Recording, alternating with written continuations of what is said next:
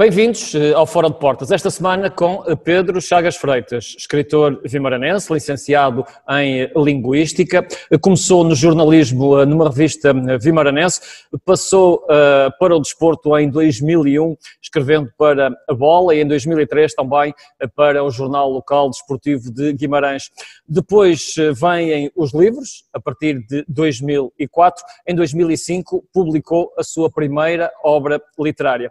A partir daqui nunca mais parou. Pedro, obrigado pela sua participação no programa desta sexta-feira. Como é que nasce todo este gosto pela escrita? Antes de mais, é um gosto estar a falar para a biblioteca da minha cidade, é ótimo. Um grande abraço para todos. E respondendo à questão, eu antes de escrever já escrevi isto, eu antes de começar a juntar as letras num papel ou num computador, já gostava de inventar histórias e, portanto, isso já era a minha forma de escrita. Eu gostava de inventar personagens, de inventar outras vidas que não eram a minha, e a partir do momento em que essa ferramenta da escrita me foi dada, eu comecei a levá-las para outra dimensão e a mostrá-las aos meus familiares, sobretudo aos meus pais, que disseram que era o próximo Fernando Pessoa, como os pais têm todos de dizer, é a obrigação deles, aí deles se não o disserem, e pronto, desde aí que foi sempre algo que esteve presente na minha vida. Fiz mil e uma coisas profissionalmente, mas escrevi sempre, a escrita esteve sempre presente e julgo que estará sempre, independentemente do que eu venha a fazer, a escrita será algo que estará presente, porque é uma necessidade que eu tenho, a de escrever, a de inventar histórias, a de estar sempre a olhar para realidades que não a minha, e é algo que me interessa muito, sempre. Primeiro o jornalismo, depois os livros. É verdade que tudo isto é escrita, mas o que é que o fez mudar do jornalismo para o romance, por exemplo, e para os temas do amor que tanto aborda nos seus livros? Eu julgo que todos escrevemos sobre amor, não é? Mesmo quando eu escrevia as crónicas de desporto, eu estava a escrever sobre amor, porque é uma paixão que está subjacente ao futebol, ao desporto, a tudo isso que nós fazemos. Eu julgo que nós, em tudo o que fazemos, colocamos amor, ou idealmente devemos colocar amor, devemos estar apaixonados pelo que fazemos, e o que eu fiz e o que eu faço e o que eu continuo a fazer é isso, escreva sobre o que escrever. E já escrevi sobre mil e uma coisas, já escrevi receitas culinárias até, e escrevi-as com muito amor, e julgo que nós, quando falamos de amor, não devemos fechar a coisa naquele amor cor-de-rosa e viveram felizes para sempre, essas coisas, não é nada disso. É o amor que me une a tudo aquilo que sou eu, isto é, a minha vida deve ser vivida com amor, seja no meu trabalho, seja nos meus projetos pessoais, seja no que for, seja na minha relação com os meus amigos, com os meus familiares. Tudo isso é amor, e nesse sentido não houve assim uma grande viragem, sendo que eu mesmo quando estava a escrever os artigos desportivos já escrevia também livros à parte, digamos, livros que ninguém lia, que eu é que escrevia, e fui escrevendo muitos, e depois sim, em 2005 começaram a ser editados e publicados, mas era algo que eu, como disse há pouco, sempre fiz, sempre fui escrevendo e sempre irei escrever. Depois será publicado ou não, isso logo se vê, não é? Eu nunca escrevi para... Não tem essa fobia do livro ser publicado? Não, aliás, o meu primeiro livro, Mata-me, em 2005, foi o 7º livro que eu escrevi, portanto ficaram 6 antes que não foram publicados, e que, se depender de mim, não vão ser publicados, só se depois de eu morrer... Quem sabe estão aí umas grandes obras literárias escondidas. Não, eu acho que não, mas depois os outros é que vão decidir, mas se depender de mim, ou no que depender de mim, essas obras nunca... Vai ter que deixar escrito em testamento para acho que ter deixar essa nota, ainda bem que falámos nisso, melhor deixar ficar essa nota em alguma folha assinada, porque de facto não é algo que me interessa, e isto só para dizer que às vezes as pessoas têm essa vontade quase, essa obsessão quase por publicar o livro e ter o livro publicado e mostrá-lo a toda a gente. Eu julgo que o livro só é livre quando tem leitores, evidentemente, mas também é importante nós percebermos que se calhar é melhor esperarmos mais um bocadinho e escrevermos outro, e eu ando sempre à procura de um livro que me satisfaça, um livro meu que me satisfaça, Nunca está quanto mais satisfeito leio, com aquilo que escreve? nunca, ainda bem, senão desistia de escrever, porque já tinha escrito o que tinha para escrever. Porque, Claro. felizmente, eu também leio muito, e estamos a falar de uma biblioteca, também é importante dizer isto, não é? Exatamente. Eu leio muito, e quanto mais leio, mais insuficiente me sinto, não é? Mais pequenino me sinto, e eu julgo que é importante nós lermos muito para sentirmos essa insuficiência e para sentirmos que temos de fazer muito mais e de treinar muito mais, de escrever muito mais, de ler muito mais. E é isso que eu faço todos os dias, tento ler sempre mais, escrever sempre mais, e depois vamos ver se chega a um nível que me faça um dia dizer, pronto, já não vale a pena escrever mais nada, que está tudo escrito. Claro. Muito bem. Tem uma média de um livro, digamos, por ano, desde da sua primeira publicação. É dos escritores que mais livros vendes. Como é que vê esse sucesso da sua escrita? Eu costumo dizer, como o Lou Reed dizia, que media o sucesso dos seus espetáculos pelo número de pessoas que depois lhe mandavam mensagens e cartas, naquela altura ainda eram cartas, a dizer que tinham iniciado uma banda depois de assistirem ao espetáculo dele, que tinham gostado tanto que resolveram também começar um percurso musical. E eu também meço um bocadinho o meu sucesso por isso, pelo número de pessoas que todos os dias me enviam mensagens a dizer, eu desde que li aquele seu texto ou aquele seu livro, também resolvi começar a escrever. E esse é um dos fatores que me deixa bastante satisfeito. Depois, evidentemente, os números das vendas dos livros também são um fator de medição. Mas eu se calhar fui um exemplo que não é exemplar, no sentido que o meu primeiro livro a ter muita saída, muita venda, foi o Prometo Falhar.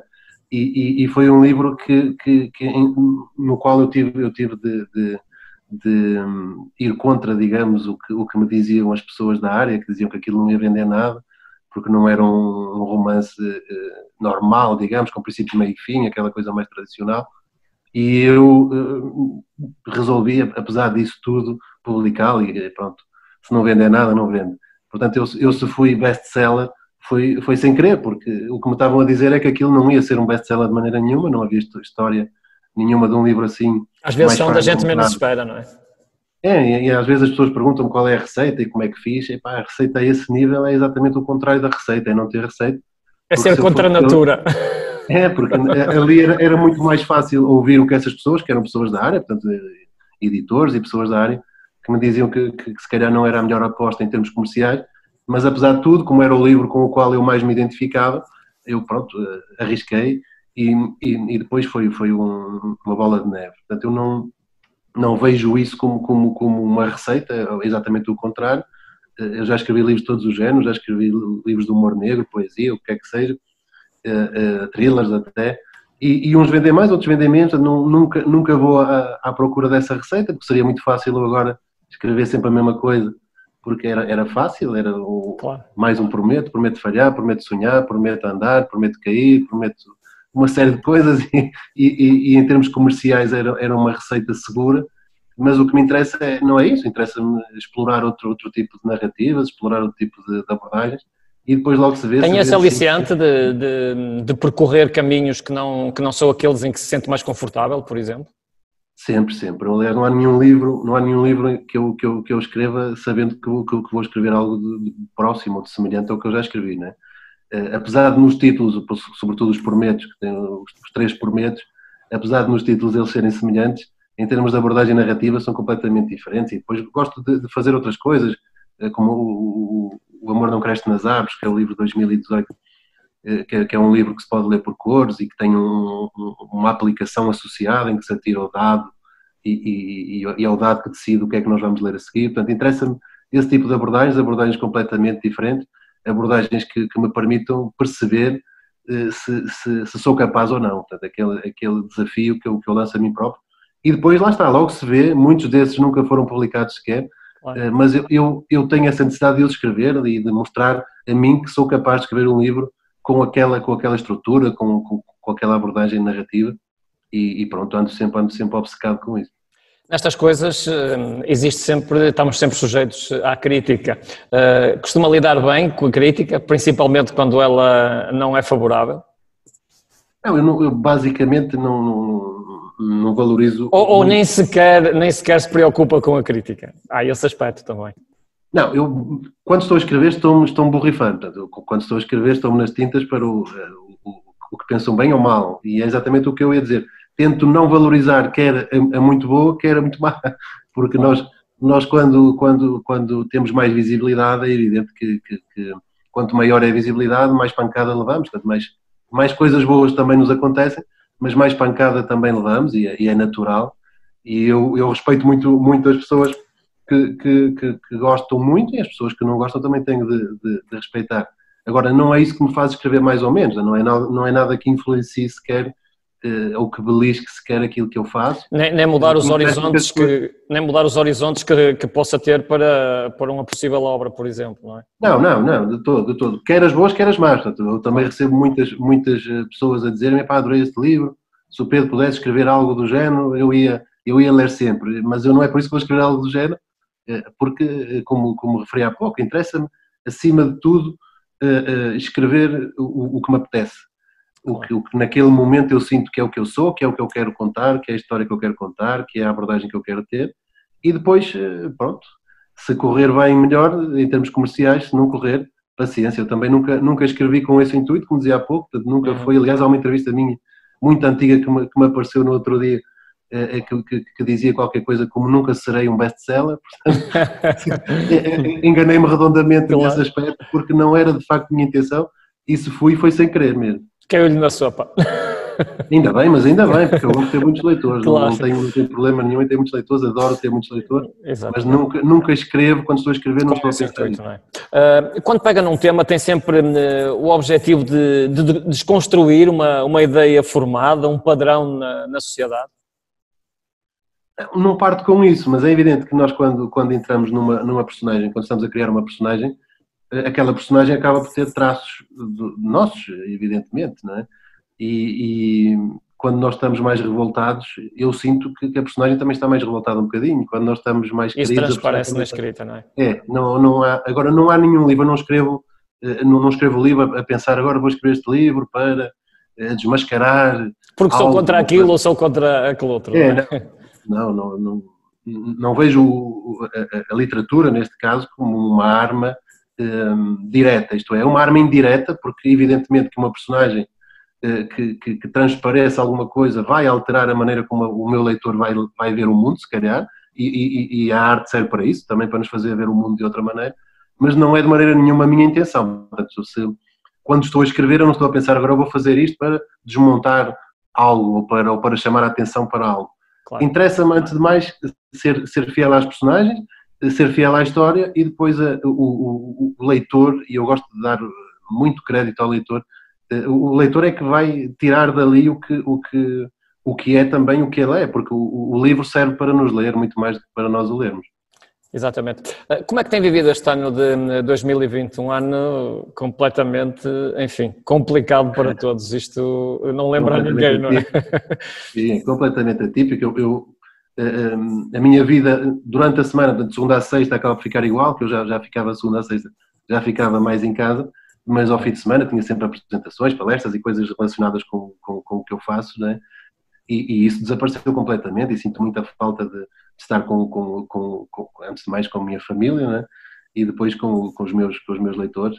Era algo que me enchia muito a vida, acima de tudo. A minha vida era muito mais rica com isso e estou ansioso que possa em breve voltar a ter apresentações, voltar a ter sessões de autógrafos, voltar a estar com as pessoas que me leem. Agora, este ano, evidentemente, que nos traz muitas lições, espero que alguns tenham aprendido. É um ano de ensinamentos, este de 2020, para toda a sociedade. Sim, se nós estivermos atentos, é antes de mais um ano em que a nossa capacidade de adaptação foi colocada à prova, não é? E está a ser colocada à prova. E o Stephen Hawking dizia que inteligência é igual à adaptação, e eu assino por baixo, porque de facto é isso. A nossa capacidade de adaptação define a nossa inteligência. E julgo que os mais capazes a esse nível conseguiram fazer com este ano algo, apesar de tudo o que de trágico aconteceu, ainda está a acontecer, conseguiram ir buscar qualquer coisa de novo e que se não acontecesse isto não iriam ver sequer.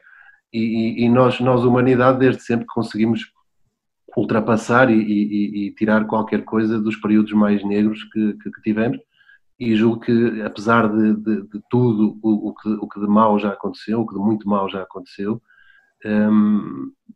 com certeza haverá ilações positivas que cada um de nós retirará disto. Foi, sem dúvida, ou está a ser um ano complicadíssimo para todos. Há algum livro que tenha pronto para sair, aproveitando todo este confinamento, quase desde o início do ano de 2020?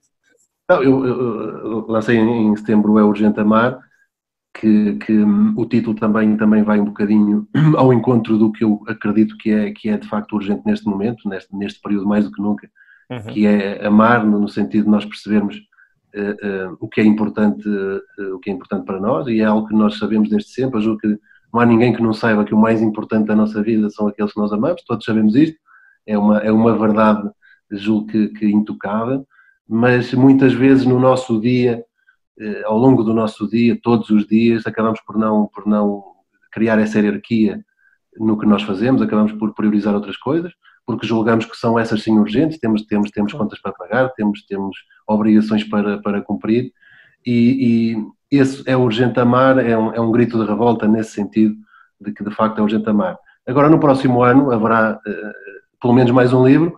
Para manter essa média de um livro por ano.